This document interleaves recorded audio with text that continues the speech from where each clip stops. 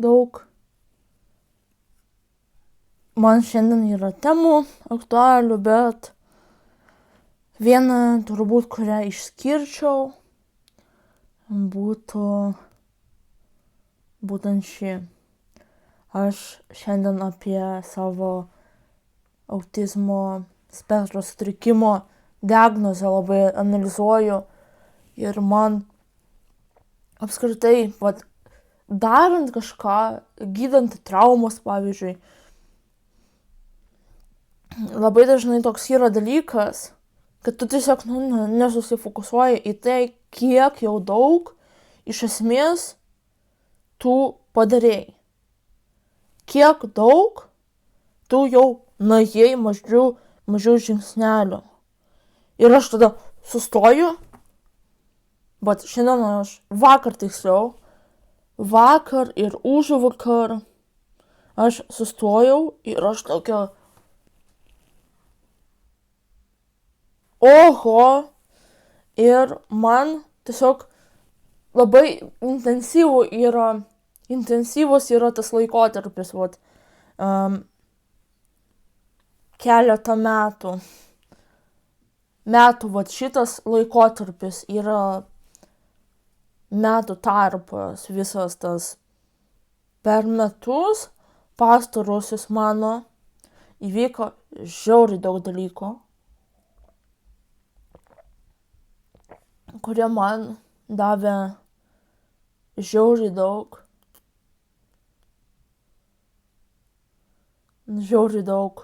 iš tiesų resursų pakeisti šiaip daug ką savo aplinkoje, visų pirma, pradėkime nuo to, bet taip pat ir neatidėlioti tiesiog savo kasdieninio gyvenimo. Iš esmės, būtent taip aš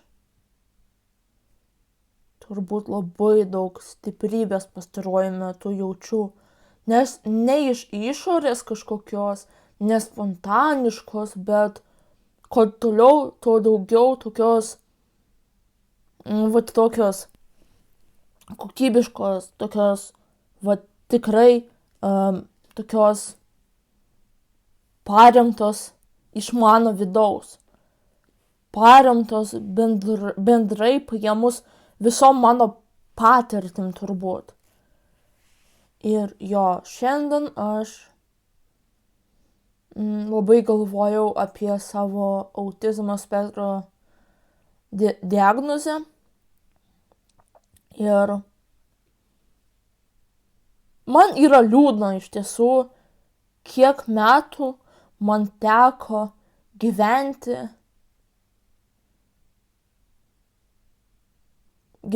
realiai, būnant ne to, ko aš esu, gyvenant labai ilgą laiką.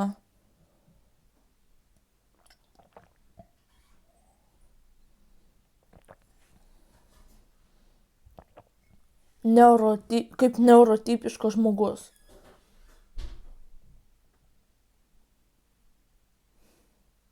Ir būnagi žmonių, kurie mane gazlaitina. Sako, tu gi tą ir aną veiki. Aš laisvai kalbu prieš kamerą. Man tai nekelia sunkumų, man tai yra lengvas dalykas. Kiti žmonės galvoja, kad jeigu tu dabar išmokai kažkaip kalbėt, kažką darai ir panašiai, šitas būtinai yra dalykas neuroįvairovės turinčių žmonės tipo ypatumas. Bet jie labai dažnai ką pamiršta, tai, kad aš tik 2 metus, ir tai dar netgi ne 2 metus, kovo vidury kažkur maždaug bus 2 metai, kaip aš turiu autizmo spektro sutrikimo diagnozę, oficialiai diagnozuota. Iki tol aš nieko, absoliučiai visiškai nieko apie šitą, kad yra iš vis neuroįvairovė, kad yra žmonės tokie kaip aš nežinojau.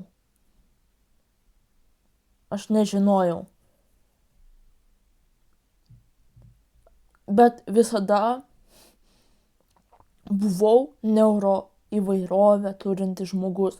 Visada buvau autistiškas žmogus. Ir man taip yra tiesiog labai keista dabar tai suvokt kartais. Ir sunku būna ir liūdna labai, kad dėl tokios didelės stigmatizacijos ir tų žmonių, iš esmės visų, kurios aš buvau sutikus, dėl jų tokio labai, labai stipraus, tokio nenoro, kad aš kažkam tai papasakočiau, kad vat jie, ką jie veikia ir panašiai. Jie veikia žiaurius dalykus. Tokie žmonės dažniausiai labai tave stabdys, labai tildys, gazlaitins, kad tik tais tu niekam, absoliučiai niekam, niekad nepapasakotum apie visą tai. Apie visą tai, ką kiekvieną dieną, diena iš dienos, metų metais darydavo tie žmonės. Tai man toks labai, toks labai paskutiniu metu yra dalykas, kad labai norisi savo būti tokiu žmogum, kuris viską padarys, kad vat to, ką aš patyriau paauglystėj, vaikystėj, kad absoliučiai to visiškai nebūtų. Ir aš analizuoju dabar tiesiog dar su ta autizmo spektro diagnoze, analizuoju tų žmonių, čia yra labai glaudžiai pas mane susiję, nors čia atskiros temos, bet pas mane yra tai susiję. Aš žiauriai dažnai pastebiu. Tiesiog pastebiu, kiek yra daug žmonių, kurie man sakydavo, kad aš neteisingai mąstau. Tai, kaip aš mąstau, nėra teisingas dalykas. Aš turėčiau, yra toksiški žmonės, man tai nepatinka, bet ašgi nesilankysiu ten kažkokio vietoj, tai vat turiu imt ir aiškint visiems, kad vat čia negerai yra ir šiaip turėčiau vis tiek lankytis. Čia nebūtinai yra su autizmo diagnoze susijęs dalykas, bet man jis yra labai aktualus, nes tiek daug man stiprybės suteikia, suvokiant, kiek daug žmonių man draudė matyti realybę. Man tiesiog liūdna darosi, verkt norisi, nuoširdžiai verkt norisi, suvokiant, kiek yra iš tiesų tokių žmonių, kurie man sakydavo, kad aš turėčiau taikytis prie kažkokią smurtą. Manyti, jog smurtas yra normaliai dalis, normalus dalykas. Vien tik frazė ta. Visokių yra, visokių reikia, normalizuoja smurtą. žiauriai daug žmonių vis dar normalizuoja smurtą. Man tai yra žiauriai liūdna, kad mane labai ilgą laiką vertė normalizuoti smurtą. Būtent aš prisimenu, man kontekste autizmo spektro kontekste mano istorijos, mano kelio, mano gyvenimo istorijos labai iškyla viena tokia patirtis. Tiksliai nepamenu, kokia čia klasė buvo, bet pas mus kaimo mokykloj buvo pas mus kaimo mokykloj pradinėse klasėse tokie visokie ten renginiai, žodžiu, vaikams rengiami. Vienas iš jų buvo būtent kažkodėl tik tais pradinėse klasėse šitas dalykas buvo. Tai, žodžiu, 4 metus buvo tokie renginiai ir kažkokiais iš vieno metų, kažkokią dieną aš pasiryžiau rašyti laišką. Mūsų šiaip kažkiek, ne tai, kad vertė, bet taip biškį netgi kažkiek agresyviai kvietė mokytoją rašyti tos laiškus, iš esmės, ten taip palinkėjimai kažkokie, laiškai ir panašiai. Ir aš tą labai gerai dieną įsiminiau. Pasiruošimą jai ir aš prisimenu netgi kažkiek vizualiai tos renginius. Šiaip buvau labai šitą situaciją kažkaip pamiršus iki analizavimo savo autizmo spektro patirties. Nes labai ilgą laiką mane vertė šitos dalykus pamiršti.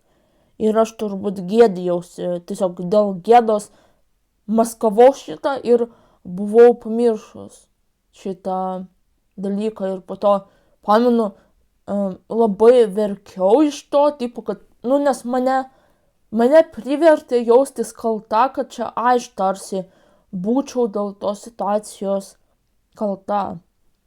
Tai iš esmės, vaikai kažkokie rašė savo seneliams laiškus, kažką, žodžiu, darė, ten palinkėjimus kažkokius rašė ar kažką. Ir kadangi aš esu iš labai tokios disfunkcinės, smurtinės aplinkos, aš dabar, dažnai labai tiesiog nesu ten ir tai nėra mano kasdienybė, tai labai dažnai pamirštu apie tai, ką aš ten patyriau, bet ir tuo pačiu metu man tai leidžia labai saugiai, iš esmės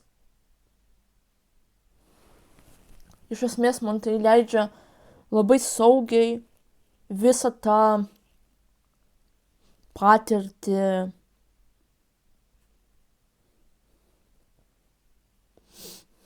paanalizuoti saugioje aplinkoje, kai aš nieko neturiu prarasti jau.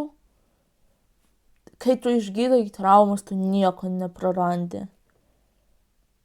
Tu prarandi skausmą, turbūt vienintelis dalykas. Ir tie žmonės, aišku, būna smurtautojai, labai bijo to, kad tu pagaliau kažkada suvoksi, kas čia įvyko ir kreipsis pagalbos ir išvis gebėsi apie tai kažkaip tai kalbėti. Ir aš ne visada vat, tokia uždara buvau. Mano gyvenime įvyko žiauriai daug skausmo, smurto, žalojimo, įvairia prasmiai. Ten tikrai buvo žalojimas. Tokioje aplinkoje gyvenant, tikrai tu tikrai susižalosi. Tu gali būti sveikas, vat, gali būti žmogus sveikas, vat, jis gali realiai būti sveikas, adekvačiai mąstantis, racionalus, adekvatus, gali būti ir labai toks reflektuojantis. Bet tokie patys, tokie žmonės, kurie eina į kovą, jie tokia aplinkoje arba neišgyveno, arba išgyveno, bet būna labai sužaloti.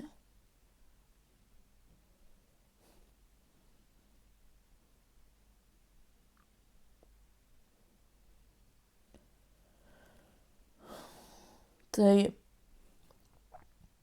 čia, žodžiu, kontekstui, kokioje aplinkoje aš tada buvau. Ir šiaip aš niekad iš savo giminių, aš turbūt vienintelį žmogų, kurį myliu kaip ir, yra mano brolis. Jis, turbūt vienintelis toks žmogus, kur toks buvo, prie kurio, įmanoma būti saugiai, kažkiek, nepasakyčiau, kad pilnai, bet saugiausia turbūt su juo man būdavo. Ir jo, vienintelis čia žmogus. Visi kiti žmonės, aš nei vieno iš savo giminių žmonių nemyliu. Man tai yra tuščios vietos kažkokios, nieko neužimančios vietos kažkokios, nežinau, žmonės. Ir kas, kad mūsų sieja kažkokį giminysčių ryšys, pohui. Jeigu žmogus daryso toksiškai elgtis, smurtaut, bet kaip gazlaitint, gėdyt ir panašiai, jis yra tuščia vieta. Tai va, aš šitą dalyką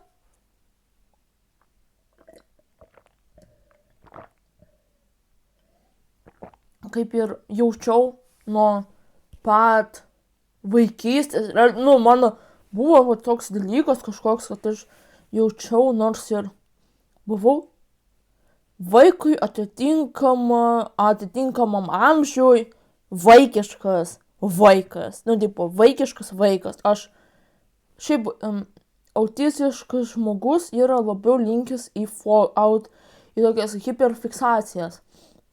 Tai jo, aš labai turėjau hiperfiksacijas savo vaikystėj. Ir paauglystėj. Manau, kad deja, bet smurtas neprisideda prie to, kad tu naudoji hiperfiksacijas kažkaip tai sveikai.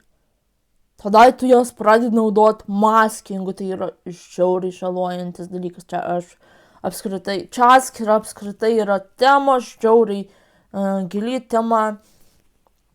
Jo. Atskira žiauriai plati tema. Bet iš esmės, pagrindinis dalykas buvo tas, kad aš, žodžiu, visada kažkokius hiperfiksacijas turėdavau kažkam tai. Dabar tiksliai neprisiminsiu kam, nes kaip ten formuojasi smegeniuose, formuojasi iš esmės ilgalaikė atmintis mums kažkur, maždaug 3 metų kažkur. Tai va, aš jo, aš kažkam turėjau visada hiperfiksacijas. Ir vienas iš autistiškų mano bruožų yra tai, kad aš buvau labai tiesmukiška. Aš matydavau, yra prišykta ant kilimo, aš sakydavau, prišykta ant kilimo, nu čia metaforiškai, jeigu šnekant. Tai va, grįžtant prie patirties prie tos dienos, prie tų dienų, prie tų renginių, senelių dienos. Senelių dienos renginių. Jie vyko pradinėse klasėse mūsų mokykloj. Ir pamenu, ten, buvo toks dalykas, kad mokiniai rašė kažkokius laiškus, atvirutės darė ar kažką dar. Ir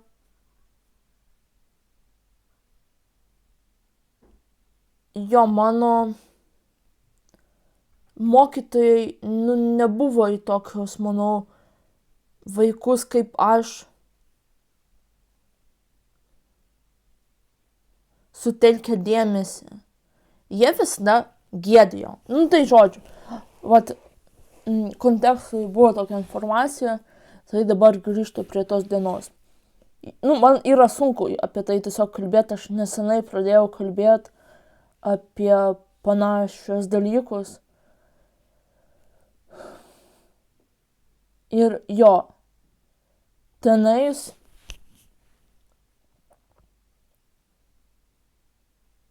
visi mokiniai, žodžiu, rašė, kad kaip jie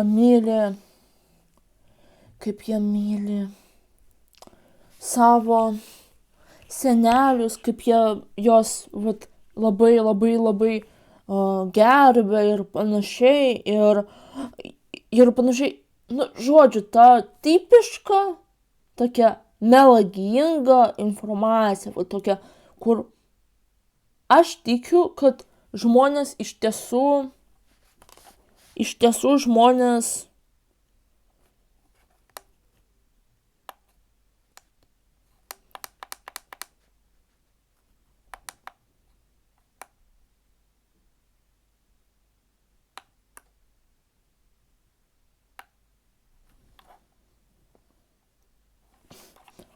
aš išjungiau ir nebesijungia. Žodžiu, bus be šito šviesos.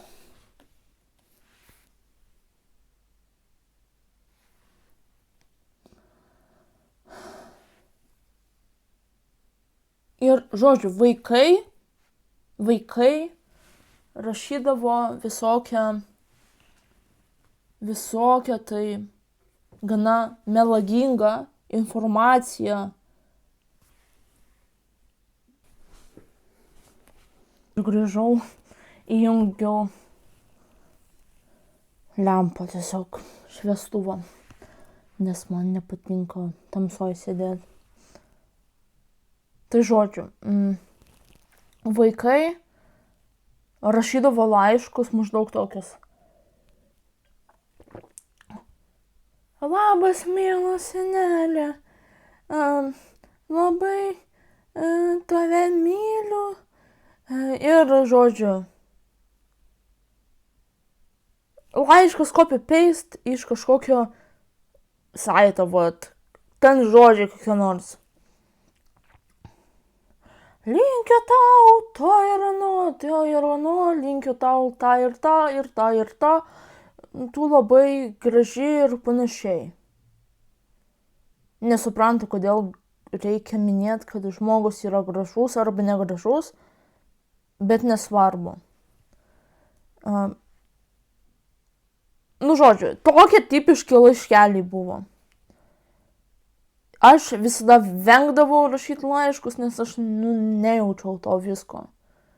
Aš galbūt ir negebėjau to pasakyti tiesiogiai, kas vyksta mano aplinkoje. Tačiau aš visada absoliučiai visiškai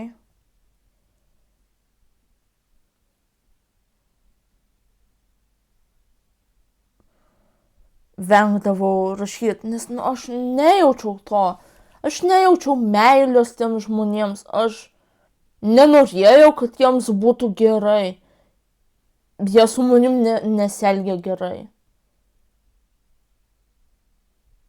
Tačiau viena iš kažkada, tiesiog labai tam pamenu mokytoja, mūsų pagrindinių klasių mokytoja, auklėtoja mokytoja, jinai kažkaip labai agresyviai sakė rašyti tos laiškus. Ir jinai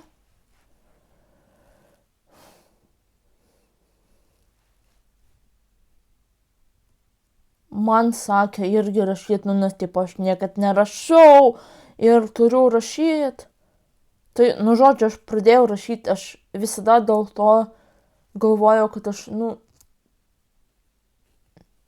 nemoku rašyti, nuobodžiai rašau, dabar aš žinau šaknis to tipo, bet šaknis buvo, va čia yra šaknis iš esmės viso to.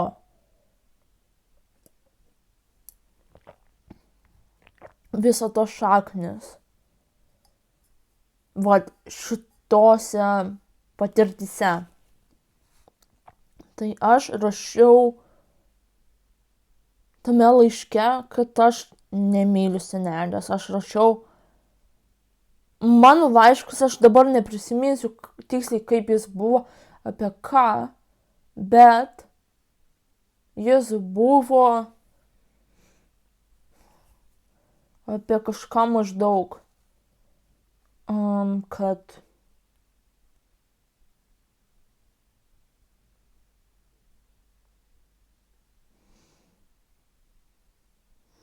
bandau prisiminti. Tiksliai aš neprisiminsiu apie ką, bet aš pamenu kontekstą. Tiesiog tokį maždaug kontekstą, apie ką ten buvo. Tai aš rašiau faktus tiesiog, aš rašiau tai, kas buvo. Tai nebuvo kažkoks žiauriai šūdinas dalykas, aš rašiau faktus iš esmės. Aš rašiau, kad mano senelė jinai ateidavo pas mus pasiimti vandens, bet labai retai vaikščiodavo ir jinai labai retai prausėsi ir jinai gėrė ir dar kažką tokio veikia ir, labai tai nepalanku buvo sveikatai. Ir aš pamenu kažką tokio tame laiške rašiau, kad man patinka, kad jinai ateina pas mus namo, bet ateina labai retai, man nepatinka, kad jinai, neprižiūri savęs. Ir aš tiesiog, parašiau, kad būtų, ta intencija, kad būtų faina, jeigu jinai, rūpintųsi, savo sveikatą. Tiksliai to nerašiau, nes kas blės mus mokino tai rašyti. Aišku, kad niekas. Bet aš su tą intenciją rašiau, nes aš mačiau faktus. Mano senelė gėrė, mano senelė nesipraust galėjo mėnesiais. Mėnesį galėjo nesipraust. Tai yra tai nėra pasirūpinimas savim. Elementariai tiesiog, nežinau, nusipraust savo lytinius organus, pavyzdžiui, tiesiog kūną nuplaut. Jinai to niekad nedarydavo.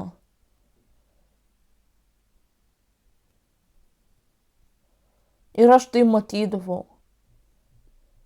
Ir man labai, buvo nemalonu kaip vaikui. Kad mano aplinka yra tokia. Ir vietoj to, kad sunerimt, kad bliac, šūdinoj aplinkoje tas vaikas gyvena, ne. Mane pradėjo gėdyt, kad aš romantizuočiau smurtą, kad aš pradėčiau, kaip visi vaikai, neurotipiški, nežinau ar neurotipiški, manau, kad ne visi žmonės yra vis dar gavę diagnozes arba labai bijo, stigmatizuoja save, užsiema savistigmą. Bet jo.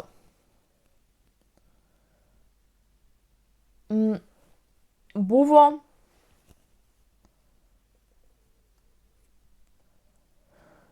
tokia situacija mano gyvenime, kuri labai parodo, kad aš visada mačiau realius dalykus. Mane privertė juos nematyti. Mane gėdijo metais, kad aš tiesiog to nematyčiau. Ir aš dabar taip kažkaip analizuoju visus tos dalykus ir man šita patirtis tokia džiūsi yra, iš ties labai gerai parodinti šaknis, kodėl aš gėdijosi reikštis, kodėl aš gėdijosi būti ir panašiai, nes tokios panašios patirtis mane privertė užsidaryti savyje. Visiškai maksimalus saugumo trūkumas mane privertė užsidaryti savyje. Aš buvau priversta tylėti. Ir apsimetinės, kad tai yra normalu. Kaip tie žmonės būna dažnai sakydavo man. Man šita patirtis yra tokia labai skausminga, bet labai tokia stipri, nes, blemba, ta mokytoja, jinai yra smurtautoja. Jinai vietoj to, kad atkreipti dėmesį į tą situaciją, jinai paėmė ir mane sugėdijo, tipo.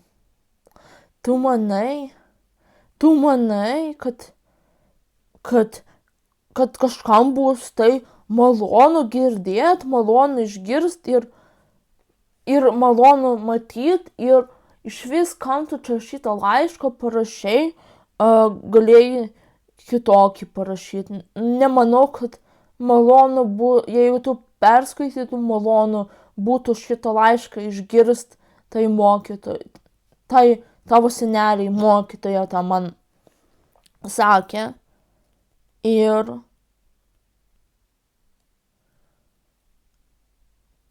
aš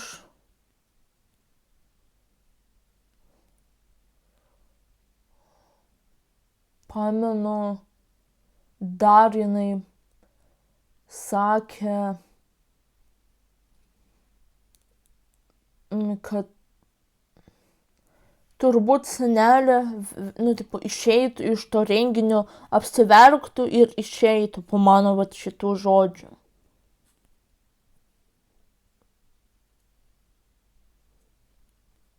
Man tai yra liūdna, kad žmonės apsiverkia nuo to, ne nuo to, kad yra smurtinė aplinka, o nuo to, kad tu nori keistis ir nori kitaip, kad būtų. Turbūt žmonės šiaip nesuvokia, kad viskas, ką mes darome, yra mūsų pasirinkimai. Mes galime būti įvairiais. Mes galim pasirinkti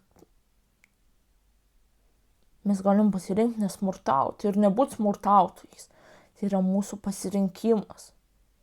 Nėra pasirinkimas patirti smurtą, bet yra pasirinkimas būti smurtautoju. Žmonės pasirenka būti smurtautojais. Tarp kitko, kasdien pasirenka, tai yra kasdieninis pasirinkimas. Tu gali būti smurtautoju, būti ir sustoti būti. Bet žmonės dažniausiai nesustoja, nes galvoja, kad bet taigi čia mano kasdieninė dalis norma yra. Čia aš tiesiog mano charakterio bruožas. Ne, tai yra ne tavo charakterio bruožas, o tavo, pasirinkimas. Šnekėt ar kažką nešnekėt yra pasirinkimas. Elgtis ir visokius veiksmus daryti yra pasirinkimas. Tapti smurtautoju yra pasirinkimas.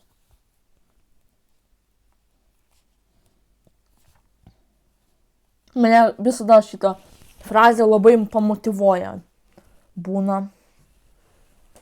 Ir šiaip šitą patirtis labai pamotyvuoja, kad tiesiog bendrai taip suvokiant, kiek iš šaknis tie žmonės bandė ir iš tiesų įdėgė, kad visa tai, ką aš ten patyriau, yra norma. Kai absoliučiai viskas, kas ten buvo, nebuvo norma. Niekas nebuvo normalu tose aplinkose, kuriuose aš buvau 21 metus.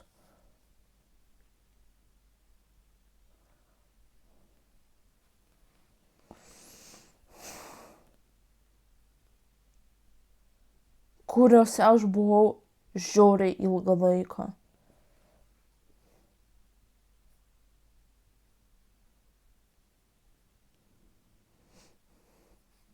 Tai va, taip mane gėdydavo mano mokytojai, mano tėvai, mano giminės ir panašiai. Ir aš ilgą laiką negalėjau netgi suvokti. Nebuvo tokio suvokimo, kad aš galiu būti normali, bet aplinka aplink mane yra absoliučiai visiškai nenormali. Ir man šitas laiškas seneliams yra žiauriai stiprus pavyzdys to, kaip aplinka tiesiog tildė mane ir gėdijo nuo to, kad aš realiai pamatyčiau realybę, pamatyčiau tai realiai, kas realiai vyksta. Ir aš ilgą laiką nemačiau, kas vyksta.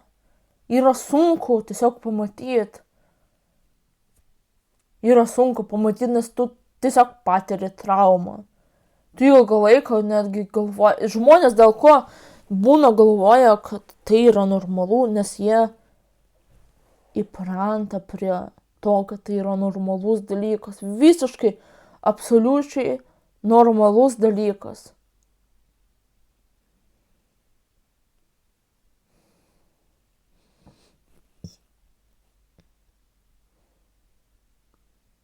Bet jo, man šitas laiškas yra toks kažkoks naujas dalykas, į kurį aš labai atkreipiu dėmesį, toks maždaug.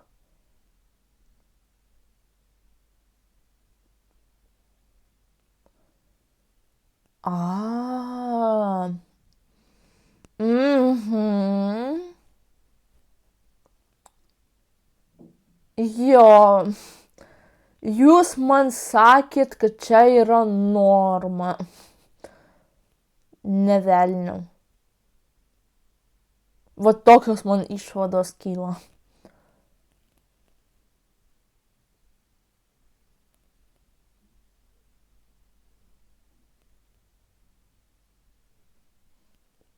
Liūdna yra tai prisiminti, aš vis dar dėl ko aš taip labai nenusekliai ir netolygiai pasakoju, nes man yra sunku kalbėti apie tai, aš nesenai atkapščiau savo vaikystę. Aš nesenai atkapščiau. Realiai nesenai tik tais. Žiauriai nesenai, prieš porą mėnesių gal pradėjau savo vaikystę nagrinėti. Ir savo perspektyvas dabartinės. Ir man toks prisiminimas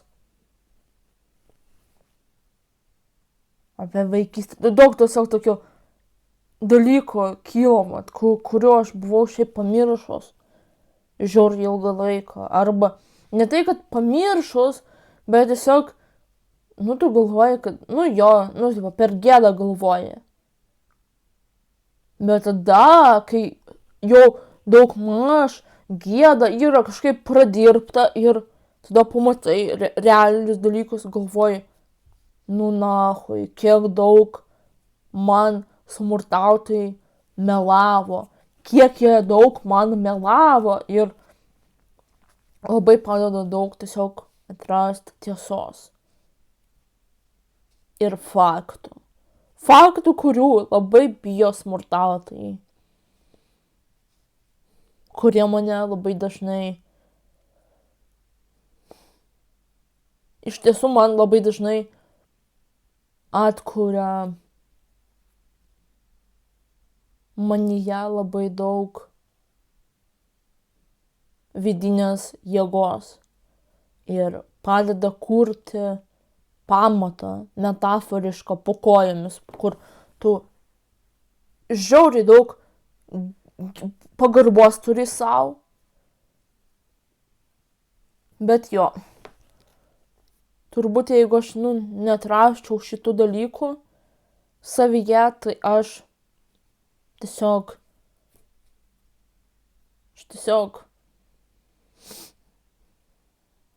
labai ilgą laiką gėdyčiausi vis dar savęs ir neprieičiau prie šių minčių apskritai.